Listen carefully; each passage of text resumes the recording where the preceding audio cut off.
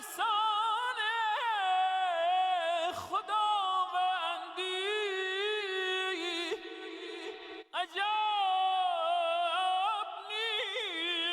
نیست اگر خط در کشی جرم و خطا. مولانا روم کی مثنوی یعنی مثنوی مانوی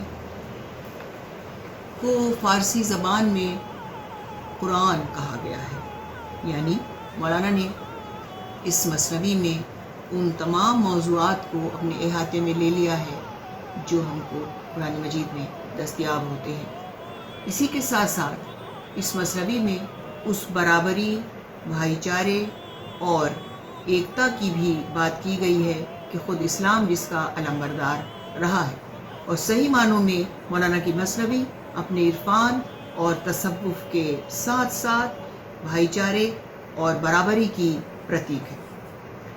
اس مہان صوفی شاعر کا ماننا تھا کہ دنیا کا پیدا کرنے والا ایک ہی ہے۔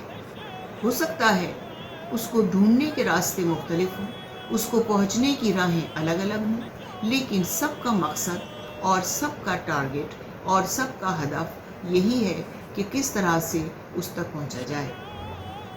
اور جب ہم سب کا مقصد ایک ہی ہے تو پھر ان راستوں کے اختلاف سے کیوں بھٹکنا چاہیے؟ ان راستے اگر مختلف ہیں لیکن ہمارا مقصد اور منزل ایک ہے تو اس کو یہی ماننا چاہیے کہ ہم سب کا مدعا ایک ہی ہے۔ چنانچہ مولانا بار بار اپنی مثنوی میں اس بات کا اعادہ کرتے ہیں، اس بات کو دہراتے ہیں کہ کبھی دوسرے کو اپنے سے الگ نہ سمجھو، یہی سمجھو کہ وہ بھی تمہارے ہی جیسا خداوند تعالیٰ کی ایک مخلوق ہے کہ جو اس دنیا میں تمہارے ساتھ زندگی گزارتا ہے۔ وہ فرماتے ہیں صد طریق ہست جز یک باب نیست، صد جہت را قصد جز محراب نیست۔ چاہے لاکھوں طریقے ہوں، لاکھوں راستے ہوں، لیکن دروازہ ایک ہی ہے۔ اسی دروازے میں ہم سب داخل ہونا چاہتے ہیں، خواہ وہ مختلف راستوں کو اپنا کر کے ہو، خواہ ہزار اطراف سے ہم آئیں، لیکن ہم سب کا مقصد ایک ہی در کے سامنے سر کو جھکا دینا ہے۔